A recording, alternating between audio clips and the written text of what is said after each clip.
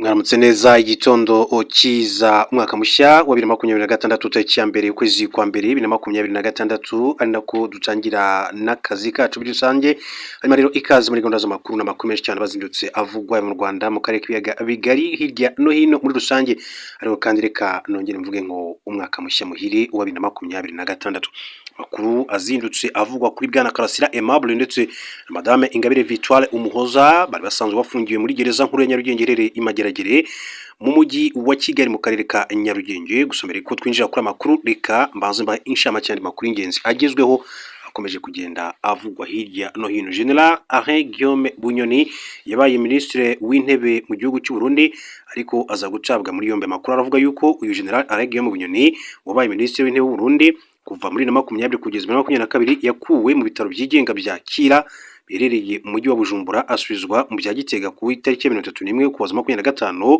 General Alain Guillaume Bunyoni yataye muri yombi muri Mata 2023 akurikiranyweho ibyaha birimo kugambanira igihugu ndetse n'umugambi wo kugira nabi President Evariste Ndayishimiye. Urukiko rwarabimuhamije rumukatira igifungo cya burundu. Tariki ya 9 Ukwakira 2025 General Alain Guillaume Bunyoni yakuwe muri gereza Gitega nyuma yaho umuryango uharanira uburenganzira bw'ikiremwamuntu ugaragaje ko adatabawe vuba ashobora gupfa kuko yari yararembye. Tariki ya 27 kandi ukuboza 2025 nibwo General Alain Guillaume Bunyoni yari yarajyanywe mu bitaro bya Kira yavanywe i Gitega aherekejwe n'abapolisi barimo abo muryango mu rwego rw'iperereza SNR n'intumwa ya President Evariste Ndayishimiye. Umuyobozi w'umuryango Fokore uharanira uburenganzira bw'ikiremwamuntu Pacifique nahazwe mu modoka zasubije General Alain Guillaume Bunyoni harimo imbangukiragutabara, imodoka yari itwaye umugore wa Bunyoni y'abapolisi ndetse n'ibashinzwe iperereza. Abo mu bitaro bya Kira kandi bavuga ko nubwo Bunyoni arwaye diabete, ikibazo gikomeye cyane afite ari ihungabana cyangwa se uburwayi bwo mu mutwe kuko ntavuga kandi igihe cyose aba aryamye. Mu gihe General Alain Guillaume Bunyoni yari muri gereza, inkuru ya Gitega yagaragaje ibimenyetso bikomeye cyane by'ihungabana birimo kutagira uwo avugisha ndetse no kwikanga ko ari ushobora kandi kumugirira nabi akihisha munsi y'igitanda. Mu gihe yari mu bitaro bya Kira, umugore we witwa Yacinthe Niyonkuru niwe wari umurwaje. Amakuru ava i Bujumbura kandi ahamya ko byari bigoye ko bagira ibyihariye bavugana kuko abashinzwe umutekano babaga kandi babahanze amaso igihe cyose nk'uko amakuru akomeza kugenda abishimangira. Makuru mu buryo bw'inshamake kugira ngo tujye ku nkuru yacu nyirizina, reka mbabwire ko mu gihugu cya Burkina Faso amakuru waravuga yuko ubuyobozi bwa Burkina Faso bwatangaje ko bwahagaritse gutanga visa ku baturage ba Amerika nyuma y'uko Perezida Donald Trump yavuze ko abaturage b'iki gihugu batazongera kandi guhabwa visa yo kwinjira muri Amerika ku itariki ya 2026. Tariki ya 16 ukuboza 2025 Perezida Donald Trump yatangaje ko abaturage bo muri Burkina Faso biyongereye ku rutonde rw'abatemerewe guhabwa visa, yaba iyo kwiga, gutembera, gucuruza, gutura burundu n'izindi. Icyemezo cya Donald Trump cyafatiwe ibihugu birimo ibyo mu burengerazuba bwa Afurika biyobowe n'ubutegetsi bwa gisirikare, aha harimo Burkina Faso ndetse n'igihugu cya Mali. Itangazo ryashyizwe hanze na Minisiteri y'Ububanyi n'Amahanga ya Burkina Faso rivuga ko iki cyemezo cyafashwe nko kwihorera ku butegetsi bwa Amerika bwongereye iki gihugu ku rutonde rw'ibihugu bitemerewe kuviza na Leta Zunze Ubumwe za Amerika. White House n'ibiro by'umukuru w'igihugu cya Amerika yatangaje ko ibihugu bitanu byongerewe ku rutonde rw'ibitemerewe visa yo kwinjira muri Amerika ari bigaragaza intege nke mu gusuzuma niba abantu bakwiriye kandi kwinjira no gusangira amakuru kugira ngo igihugu gikumire ibibazo by'umutekano. Icyemezo cyo guhagarika guha visa abaturage ba Amerika cyanafashwe na Mali iri ku rutonde rwa Amerika rw'ibihugu bitemerewe kwinjirayo. Ku 25 ukuboza 2025 Niger nayo iyobowe n'ubutegetsi bwa gisirikare yatangaje ko ishobora guhagarika guha visa abaturage ba Leta Zunze Ubumwe za Amerika nk'uko amakuru akomeza kuyabishimangira. Hanyuma mu yandi makuru reka nce muri Repubulika Iharanira Demokarasi ya Congo mbabwire ko umuyobozi w'ihuriro rya AFC 23 rirwanya ubutegetsi bwa Repubulika ya Demokarasi ya Congo witwa Corneille Nangaa Yebelo akaba yabwibukije ko gutabaza amahanga ngo abufashe gukemura ibibazo byugarije abanyekongo ntacyo byatanga. Mu butumwa busoza umwaka, Corneille Nangaa yatanze ku itariki 31 ukuboza 2025 yatangaje ko intambara yo mu burasirazuba bwa RDC ari y'abanyekongo, bityo ko kugerageza kwiyegeka ku banyamahanga bisa no kuvura ibimenyetso by'indwara hirengagijwe impamvu ziyitera. Ati ikibazo kiriho ubu ni cy'abanyekongo mbere na mbere, ati gushaka kucyegeka kubo hanze, ati no kuvura ibimenyetso irengagijwe impamvu. Ubu ni uburyo bw'ikinyoma bwa leta ya Kinshasa bwo gushaka guhisha ibyo ubuyobozi bwayo butakemuye. Yakomeje agira ati kujya gusabiriza ndetse no kwitakisha mahanga ntibizigera bikemura ibibazo bya Kongo. Kwicwa, kwibasirwa, umutekano muke uhoraho, amakimbirane hagati y'abenegihugu, ruswa, ubukene, kunyereza umutungo, ubujura bwo mu mujyi ndetse no kubura kwisukura. Ati dushaka amahoro ya nyayo kandi arambye. Colonel Nanga yavuze ko mu mwaka wa 2025 AFC 23 yahisemo amahoro rimwe itanga ibitambo kugira ngo yumvikane leta ya RDC, ariko ku butegetsi bwa President Felix Tshisekedi bwashimangiye ko bushaka intambara. Ati kugeza uyu munsi nta mfungwa nimwe yarekuwe, bihabanye cyane amasezerano yashyizweho umukono, byongeye kandi agahenge kishwe n'ibikorwa byisubira kandi byateguwe bigenda bihindura agahenge. Ati intambara twashojweho yeruye kandi yagutse. Yasobanuye ko Katale iherutse gutegura inama ebyiri zo gusuzuma ibarizwa ry'abagahenge AFC 23 irazitabira, ariko ko leta ya RDC yanze kuzitabira ishimagira ko nta mahoro ishaka ku burasirazuba bw'igihugu. Colonel Nanga yatangaje ko nubwo bimeze bityo AFC 23 gifitiye icyizere ubuhuza bwa Qatar, kuko yemera ko inzira politike ariyo yakemura amakimbirane yo mu burasirazuba bwa RDC guhera mu mizi yayo. Yavuze ko muri mwaka imvugo zibiba urwango zibasira abavuga ururimi rw'ikinyarwanda cyane cyane abo mu bwoko bw'abatutsi zabaye amahame leta ya RDC igenderaho, kuko itakishira ku buryo rero byageze no mu ofisi bakuru mu gisirikare cy'igihugu nabo mu rwego rwa politike. Uyu munyapolitike yatangaje ko igihe cy'amacenga cya leta ya RDC no kubeshya cyarangiranye n'umwaka wa 2025, bityo ko umwaka utaha uzaba ari umwaka wo gukomeza urugamba rwo guharanira ukwishyira ukizana, amahoro ndetse no kongera kubaka igihugu. Ati igihe cy'amacenga, kubeshya ndetse no gutanga amasezerano y'ibinyoma cyarangiye. Uhereye ubu abanyekongo barahagurutse, bariyemeje kandi bafite umuhate. Umwaka wa 2023 uzaba umwaka wo gukomeza urugamba rwacu rwo guharanira ukwishyira ukizana, ubutabera, amahoro ndetse no kongera kubaka leta. Mu ntangiriro zo kuza 2025 mu bice byo mu kibaya cya Rusizi mu ntara Kivu y'Amajyepfo habera imirwano ikomeye cyane ihanganishije ihuriro ry'ingabo za leta ya RDC ndetse n'abarwanyi ba AFC 23. Imirwano yatumye abanyekongo babarirwa mu bihumbi babaga muri ibi bice birimo Katogota, Luberiki, Luvungi, Sange, Kiriba, umujyi wa Uvira bahungira mu Burundi ndetse no mu bindi bice byo muri Kivu y'Amajyepfo byari bitekanye. Colonel Nanga yatangaje ko ari impunzi z'abanyekongo zashatse gutaha ziva mu Burundi ariko zifungirwa inzira. Yasabye leta ya Burundi rero n'umuryango mpuzamahanga kuzifasha gutaha, asobanura ko ibice AFC 23 igenzura birimo umutekano ndetse n'amahoro. Uyu munyapolitike yasobanuye ko mu bindi bice bigenzurwa na AFC 23 impunzi zaba izahungiye imbere mu gihugu n'izahungiye mu mahanga ubu ziri gutaha ku bushake kugira ngo zisubukure ibikorwa zikesha imibereho birimo ubuhinzi, ubworozi, abana basubire kandi no ku mashuri nk'uko amakuru akomeza kuyabishimangira. Hanyuma rero ikaze kuri aya makuru. Yitwa Karasira Aimable. Navuga ko uyu mwaka wa 2025 ubwo yaramaze igihe muri gereza nkuru ya Nyarugenge iherereye mu murenge wa Mageragere, navuga ko ni umwaka mwiza kuri kuko ni umwaka urubanza rwe rwashyizweho akadomo aza no gukatirwa, ndetse binagaragara ko myaka 5 yakatiwe agomba kuyisoza muri uyu mwaka wa 2026 agomba gusohoka. Ariko kandi ikindi kintu cyo kwishimira nuko Karasira Aimable mu bya byafatiriwe n'inzego z'ubutabera mu gihugu cy'u Rwanda birimo amafaranga agera hafi muri miliyoni 30 byose urukiko rwategetse ko agomba kuzabisubizwa igihe cyose azaba amaze kuva mu buroko cyangwa se azaba amaze kuva muri gereza. Navuga ko rero nubwo yafunzwe icyo gihe cyose akurikiranywe ibyo byaha ndetse akaba yaramaze no gukatirwa, bibutsa ko yahoze ari umwarimu muri kaminuza nkuru y'u Rwanda, ariko kandi yagiye amenyekana nk'umuhanzi yitaga Professor Niga.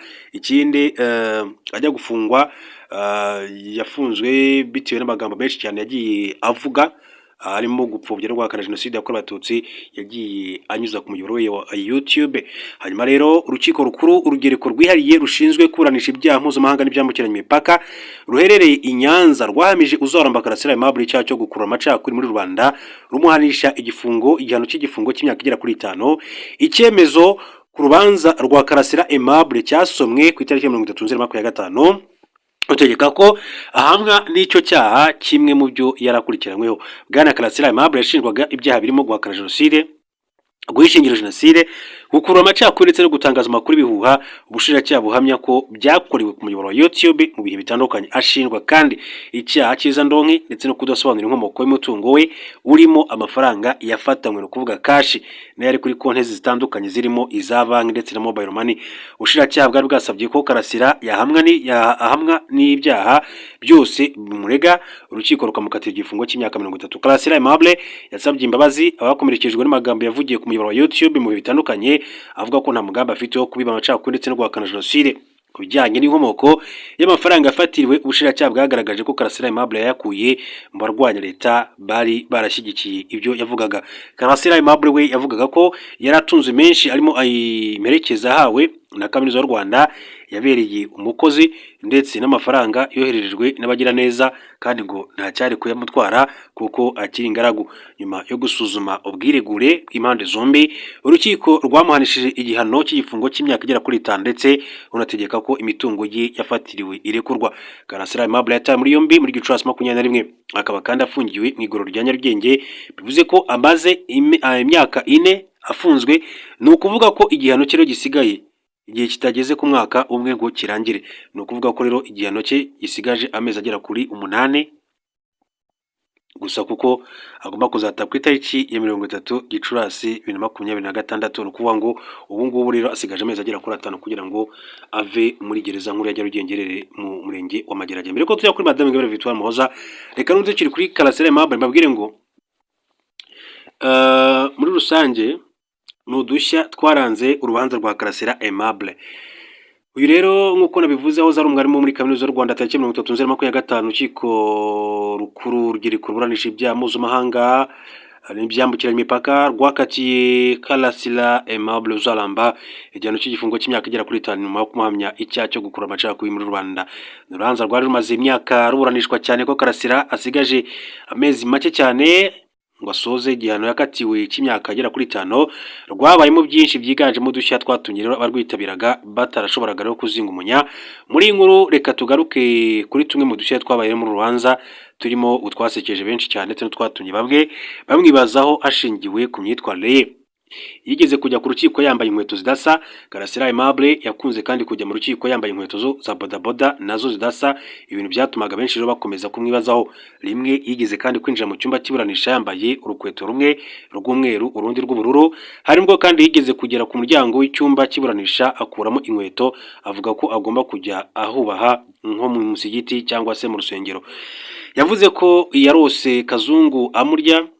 Karasira Aimable yigeze kubwira urukiko ko aho afungiye hegeranye n'icyumba Kazungu Denis wahamijwe ibyaha birimo ubwicanyi agakatirwa igihano cy'igifungo cya burundu. Ngo yavuze ko bitewe n'ibyaha Kazungu akurikiranyweho hari ubwo arararota ari kumurya, asaba ko yafungurwa. Ati aho mfungiye hegeranye n'icyumba Kazungu araramo, ati ndarandota andya, ati kandi murabona ko umuntu uri imbere yanyu akeneye kuvuzwa adakeneye gufungwa. Yigeze kwita Yezu uri kwa Pilato. Muri 2023 bwo Karasira kandi yarekurana yasabye urukiko ko rwakwandika akantu ku kande ku byo yireguraho kuko ngo bigomba no kujya mu mateka. Ati ibyanjye mujye mubyandika kuko bizaja mu mateka ni nka Yezu kwa Pilato. Yigeze kandi kurira ibisuguti mu rukiko. Mu Gushyingo 2023 Karasira yagaragaye mu rukiko ari kurya ibisuguti, abajijwe n'urukiko impamvu arya mu gihe cy'iburanisha kandi bitemewe, yavuze ko ari kurya ibisuguti yahawe n'abacungagereza ngo kuko afite imbeho. Icyo gihe yabwiye urukiko ko arwaye kandi ko yumva afite imbeho nyinshi. Yisohoye mu rukiko tariki ya 15 Gicurasi 2023, Karasira Aimable yisohoye mu rukiko ajya kwicara hanze y'urukiko nyuma yo kutumvikana umucamanza wamusabaga kwicara mu gihe undi we yavugaga ko ashaka kwisohokera. Icyo gihe Karasira yahise kandi asohoka mu cyumba cy'iburanisha abwira umucamanza ko ibindi byakomeza adahari akomeza kwitunganya naho yarari hanze. Urukiko kandi rubajije umwunganira ku myitwarire y'umukiriya we, yasubije ko ari ibimenyetso by'uburwayi bwe atari we ubyikora. Yavuze ko akwiriye kandi igihembo cya Prix Nobel.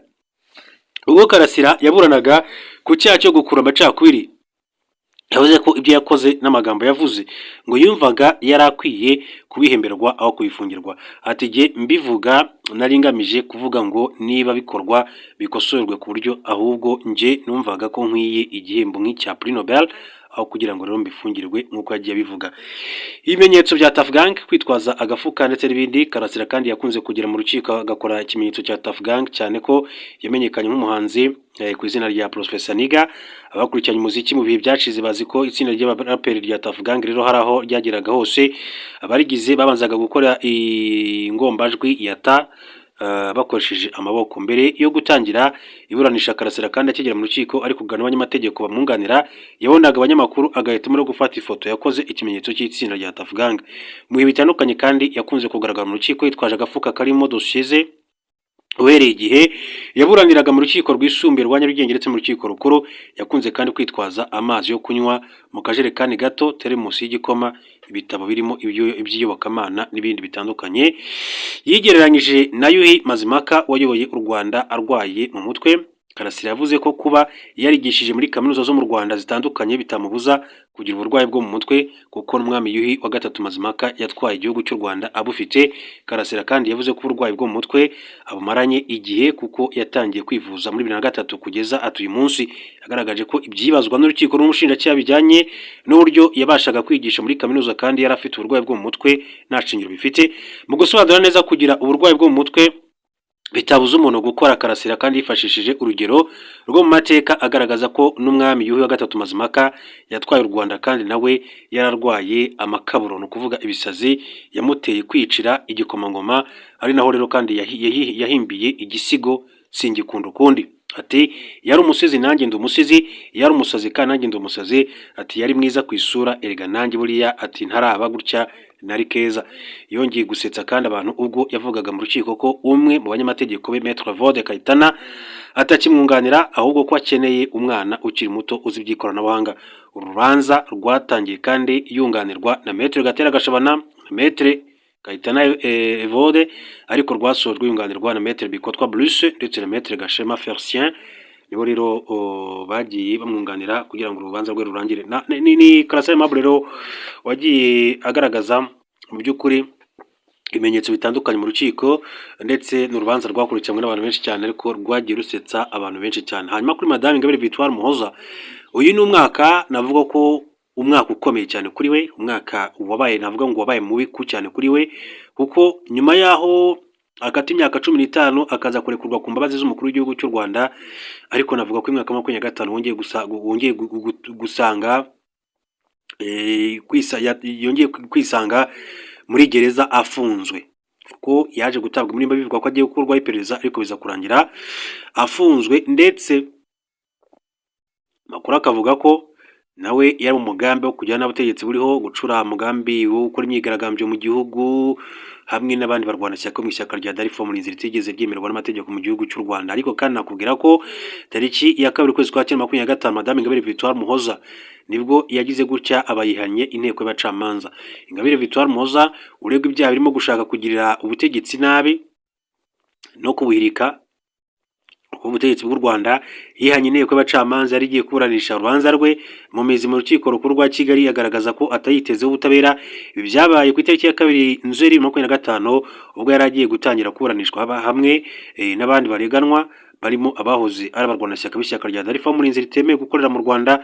N'umunyamakuru wa Mubavu TV Nsengimana Toneste, perezida w'inteko iburanisha urwo rubanza, yatangiye agaragaza ko Ingabire Victoire Umuhoza yari yandikiye urukiko asaba ko urubanza rwasubikwa kubera impamvu eshatu. Impamvu ya mbere ni ijyanye no kuba atagikeneye kunganirwa n'umunyamategeko w'umunyakenya Emery Kwamboka Osiemo usanzwe abarizwa mu rwego rw'abavoka mu gihugu cya Kenya. Kuri ubu kandi yari yunganiwe na Maître Gatera Gashabana, ari nawe wunganira abandi bantu 9 barirwa muri dosiye imwe, akaba ashaka ko yagira umwunganizi mu mategeko we wihariye, kandi akaba amufite ukorera umwuga muri Kenya, ndetse ngo yasabye ko yahabwa uburenganzira bwo kumwunganira, ariko bikaba bitarakorwa. Ubwo burenganzira bugomba kandi gutangwa n'urugaga rw'abavoka mu Rwanda. Ikibazo cya Emery Kwamboka cyakunze kandi kugaruka cyane mu rubanza rwa Madame Ingabire Victoire Umuhoza guhera mu gihe yaburanaga ku ifungwa n'ifungurwa ry'agateganyo.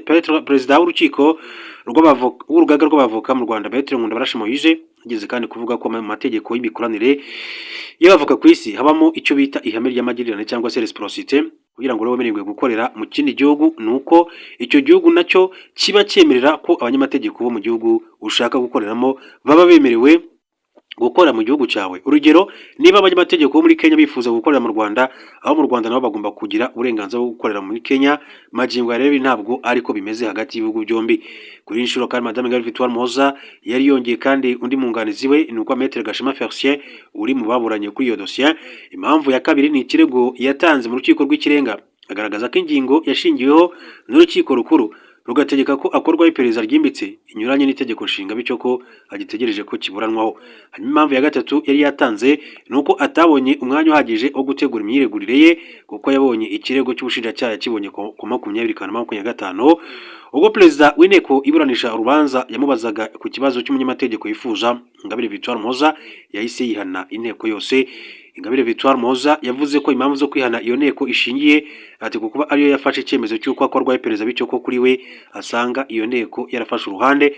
Ati ntabwo nari niteze ko ari mwe mugiye kuburanisha urubanza kuko ari mwe mwafashe icyemezo cy'uko nkurikiranwa, numva mwarafashe uruhande nkaba mbona ntahabwa ubutabera uko bikwiye. Kwihana inteko cyangwa se umucamanza biba bisobanuye ko wanze ko bakuburanisha. Itegeko riteganya ko kwihana umucamanza bikorwa mu nyandiko igihe cyose urubanza rutaracibwa. Uwihanye umucamanza iburanisha agomba kwandikira perezida w'urukiko inyandiko isobanura impamvu z'ubwihane mu gihe kitarenze umunsi umwe ukurikira uwo iburanisha ryabereyemo ubwihane. Iyo icyo gihe rero kirenze utaratanga iyo nyandiko bifatwa nk'aho nta bwihane bwabaye, urubanza rugasohokorwa. Iyo umucamanza yihanwe rero mu iburanisha umwanditsi yandika ko habaye ubwihane, inteko iburanisha igasubika urubanza nta mpaka. Iyo umucamanza yihanwe mu iburanisha yarapfundikiwe, inteko iburanisha kandi ihagarika ica ry'urubanza igategereza icyemezo kuri ubwo bwihane. Iyo ubwihane bwemewe umucamanza wihanwe ava mu rubanza agasimbuzwa undi, urubanza rukongera kandi guhamagazwa mbere yo kuruca. Iyo ubwihane butemewe kandi iburanisha ryapfundikiwe, inteko iburanisha ikomeza kandi ica ry'urubanza, byaba ngombwa ikimura isomwa ryarwo bitabaye ngombwa kongera kandi guhamagaza ababuranyi nk'uko amakuru yakomeje kugenda bishimangira. Ibyo rero navuga kuri muri make mu buryo bw'incamake kuri Madame Ingabire Victoire Umuhoza. Reka amakuru yacu nyasoreze kuri iyi nkuru tubwira ko amagambo akomeye cyane yavuzwe n'umukuru w'igihugu cy'u Rwanda. Ati nta wundi tuzategerezaho iterambere ry'u Rwanda ni Kagame mu ijambo risoza umwaka wa 2025. Perezida Paul Kagame yavuze ko umwaka wa 2025 usize u Rwanda ruteye intambwe igaragara nubwo rwanyuze mu bibazo bitoroshye. Yashimiye abanyarwanda kubw'icyizere n'ubufatanye bagaragaje muri mwaka. Ati ubukungu bwacu bwarazamutse, ubu inshingano dufite no kubungabunga kandi tugakoresha neza amikoro dufite nk'igihugu. Umukuru w'igihugu yavuze ko nta wundi muntu u Rwanda ruzategerezaho iterambere rwifuza ko igishoro kinini kandi cy'agaciro dufite nk'igihugu n'urubyiruko rushoboye. Ati ni inshingano zanyu nk'urubyiruko rw'u Rwanda gusigasira ibyo twubatse no kubiteza imbere. Ati ndizera ko ibyo byose kandi mubyiteguye. Ati niyo byasaba kwitanga yaba ku giti cyanyu cyangwa se twese hamwe. Yavuze ko imbogamizi u Rwanda rwagize muri mwaka rwazihinduyemo amahirwe kandi rwarushijeho gukomeza, ndetse ko abanyarwanda bakwiriye kwibagirwa aho bavuye. Ati kandi uku ntabwo bakwiriye kwibagirwa aho bavuye. Ati kandi uku nuko bizakomeza kugira ngo rero bidufashe kwiyubaka uko tubyifuza. Umukuru w'igihugu yavuze ko muri 2025 u Rwanda rwakiriye inama mpuzamahanga zakomeje kumenyekanisha zirimo nk'inama mpuzamahanga ku mutekano ndetse no ko usize ishuri nyafurika ry'imiyoborere ritangiye kandi ibikorwa byaryo mu gihugu. Ati byose rero birashimangira ko abanyarwanda n'abanyafurika muri rusange bafite ubushobozi bwo kugena abo turi bo, ibyo twemera naho twerekeza. Agira ati ibi bidasanzwe mu byaranze umwaka wa 2025 igihe twakiraga isiganwa mpuzamahanga ry'amagare, kwakira irushanwa i Kigali ndetse n'abakinnyi ati b'abahanga bakaryitabira byari ishema rikomeye cyane ku gihugu cyacu cy'u Rwanda. Yashimiye buri wese wagize uruhare kugira ngo ibikorwa bigende neza. Avuga ko siporo yunga abantu bose. Yavuze ko nubwo u Rwanda rutaragera ku rwego ruhambaye mu mupira w'amaguru, icyizere gihari bishingiye ku bufasha bwa FIFA no kubwishyiramo ry'umukino w'umupira w'amaguru ku isi mu kuzamura impano. Ati tunejweje kandi no kwakira FIFA Series umwaka utaha. Umukuru w'igihugu yagarutse kandi ku masezerano y'amahoro yasinywe hagati y'u Rwanda na RDC, ashimira Leta Zunze Ubumwe za Amerika na Qatar bafatanyije n'inzego z'u Rwanda hamwe n'iza Afurika kugira ngo agerweho. Ati intambwe ikomeye mu gukemura amakimbirane ahora mu burasirazuba bwa RDC ndetse no kugarura umutekano mu karere. U Rwanda rwiteguye kandi gushyira mu bikorwa amasezerano, ariko icyahungabanya amahoro n'umutekano uwo baturarwanda cyose ntituzakihanganira. Umukuru w'igihugu yavuze ko ubugome abayezanguni bukabije kandi bukomeje gushyigikirwa na leta hariya. Ati biteye inkeke. Perezida Kagame kandi yavuze ko azaza u Rwanda rukwiriye hashoboka. Asaba abaturage kuguma mu nzira nziza kugira ngo kugira icyizere. Asabye abanyarwanda kwitwararika muri izi mpera z'umwaka, aranira ko umutekano wa mugenzi we uba nta makemwa. akaba rero amagambo y'umukuru w'igihugu cy'u Rwanda His Excellence Paul Kagame. Reka rero mbashimire mbifurize kugira igitondo cyiza n'umunsi